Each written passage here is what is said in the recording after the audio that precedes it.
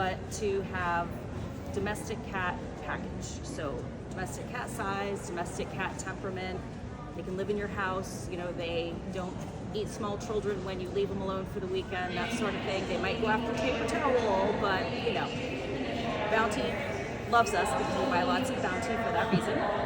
But you know, they're going to be a long-bodied, long-legged cat with very tall, high, upright ears, eyes that can focus on a mouse hundreds of feet away on the African savanna in the tall grass, and that's why they have the long legs, so they can see over the grass. The tall ears, so they can literally hone in on a mouse or whatever. And the Savannah breed takes a lot of those traits, even down into, you know, the fully domesticated level that we're at here when we bring them to Tika shows. We've only been in championship since 2012, so we are a relatively new breed. We have, you know, come a long way with the standard, and that we're making it so that your SBT Savannahs, there shouldn't be all across the board on what they look like. They should all meet the breed standard fairly well. So I will bring out my kitten in a little bit to show you guys that. So they do retain a lot of the inquisitiveness, so very curious cats, again, into that paper towel roll and that sort of thing. But you know, they're not going to eat small children, they're not going to kill your dog, anything like that, all the things that you see on Google and YouTube. So I have some comparison pictures here. So we see an African serval, much different look than an Asian leopard cat, which is why Savannahs look different than Bengals if you know what to look for. So, but tall upright ears, nice solid spotting as opposed to rosettes. And that's what we should have, is a tall, lean, graceful cat, nice dark spots. They can come in a brown spotted tabby, silver spotted tabby, solid black, or a black smoke, which is essentially a solid silver. So black with the gray roots. So they are very affectionate cats. You'll get an outlier that maybe doesn't like you as much as the next one does, but just like people, some get along, some don't, but they're very, very loyal cats. They're going to be a part of everything you do, whether you want them to or not. That's what I always tell people. So, you know, most of the things, you're fine. You can be there. They're probably going to want to be on the counter next to you when you're cooking. If you're painting a room, lock them out, because you will have kitty paw prints all over the room. So, not that I've ever tried that. But again, another example of a Savannah next to a serval. So they should look like a mini serval, but their size, the biggest myth in our breed is that they're the size of a small dog. Most pictures on Google, when you say Savannah cat pictures, they're actually showing servals. So I show that to people all the time because they're like, this is what I want. I'm like, that's a serval. That is an exotic species. That is not a domestic cat that you're going to have in your house as a great pet. So looks should be that way, but again, nowhere in our standard does it say that, you know, it's going to be huge like an African serval. So they're generally going to be the size of a somewhat larger domestic cat. Weight-wise, they might be the same as, you know, that Maine Coon or even just that domestic short hair that you see running around on the street. They should appear larger because of the long legs and the long body and the way they carry themselves. So SBT basically means that it's a purebred Savannah. It's got at least 4 generations of Savannah to Savannah pairing behind it. In the Tika show hall, that's all you're going to see is SBT Savannahs. And at this point, that's all I'm selling as my pets. Is I'm trying to promote really nice SBT Savannahs because that's where the breed is. Everything prior to an F4 is a foundation cat. There are people that want those early generation cats. I did in the beginning, and now I'm loving my SBTs. So, just a couple more pictures here of a comparison of a serval. The nice, tall, rounded ears, the hooded eyes, boomerang shape on the middle, nice, wide nose bridge. We want to replicate that in a domestic cat. This might be a little hard to see on this screen here, but essentially we're trying to mirror what the Bengal breed has done and go by the actual you know, genetic terms of, instead of F1, F2, F3, which is what everybody has known, is the only generation, I guess that holds true, is an F1. In normal genetics, an F2 crossed with an F2 gives you an F2. That's not the way in the domestic cat world. An F2 times a, wouldn't be an F2 because they're not fertile, would actually be generation 2 times, I don't know, generation 5, 6, 7 male would give you a generation 3. So we're trying to go through the generations as opposed to the filial system, just to be true to genetics there. So that's what that is, another comparison pick. What I always say is the earlier the generation, the more they are. Stolen from one of my mentors from the beginning. She always says an F1 is going to be more of everything. If they don't just like something or not like something, they're either going to love it or hate it. So you get that intensity in the earlier generations, that stubbornness. Some of them are going to keep it into the later generations. One of my biggest troublemakers was one of my F4 pets. He was the biggest troublemaker we ever had. So keep that in mind as you're trying to decide what generation might be good for you. We have an example of a black smoke Savannah. I'm going to go through these kind of quick. Handling.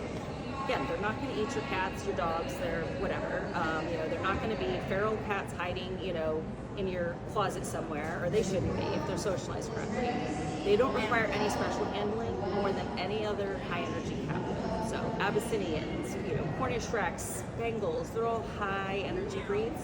Savannah's going to be a high energy breed. You hear her talking over there because she wants to be running around all these floor space she sees there and all these toys that she sees at the vendors that are wonderful. So you really do need to give them lots of stimulation every day. They're not a kind of cat you can leave them at home for 8 to 12 hours. You can do that, but when you come home, they're not going to sit on the couch next to you watching TV. They're going to be like, I need to play. So if you have Savannahs, you need to have an active household or want to become an active household. They don't need outside space. I don't have outside space for any of my cats at this time anyway.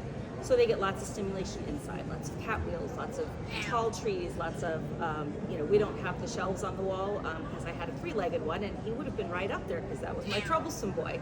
But anything where they can get up, get that energy out, lots of toys. Just some examples of how high they can jump when they're going after that toy that, probably all seen pictures of some of these exotic species jumping to catch the bird. Savannahs will do that, only it is da bird, which is one of those wand toys they love. More examples there of them just kind of going after the toys. Seeing that nice long body type, those nice solid spots that should flow very horizontally as opposed to vertically. And that's different than some of the other spotted breeds.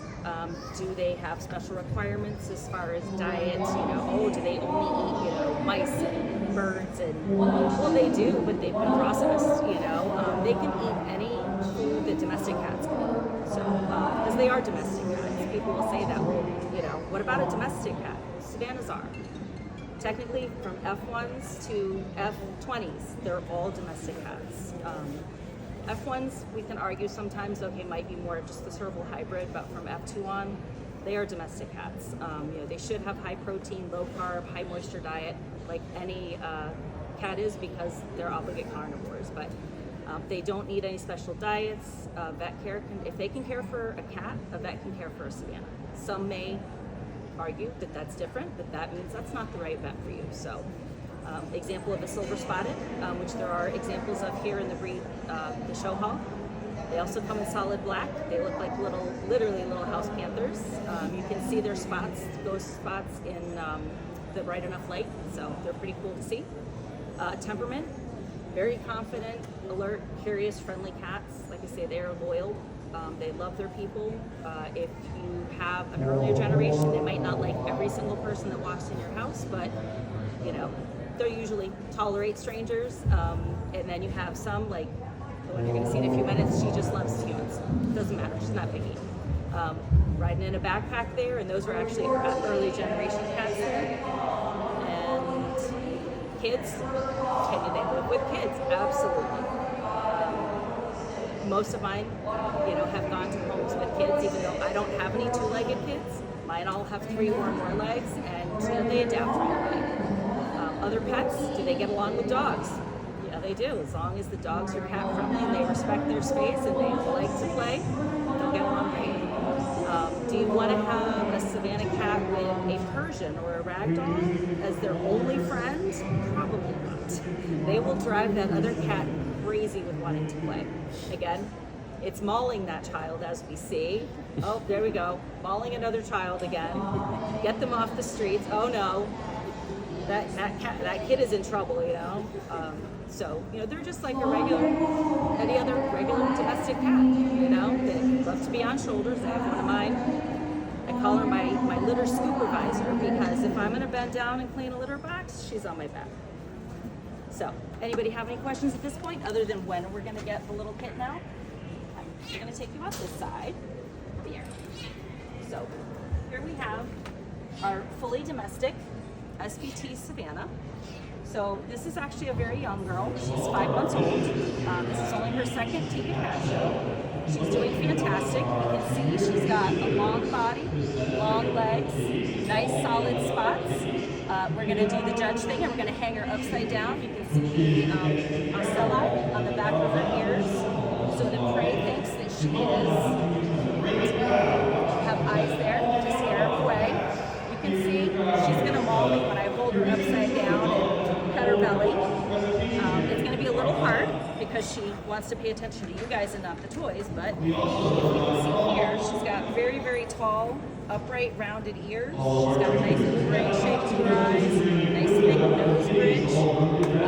She has the solid spots on her belly. She's got the long legs, and my favorite feature, servals have a very, very thick, short tail, which is not like most other domestic cats. She has a very, very nice thick tail, which I think is one of her best assets.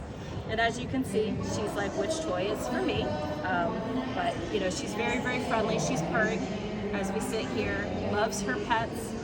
She'd love to be running around too, but she actually likes her attention from her humans more than she does any toy. And if anybody wants to come over, we have a Savannah booth. You can say hi to the kittens once they're done in their ring, and we have some more information on Savannahs if you want that there. So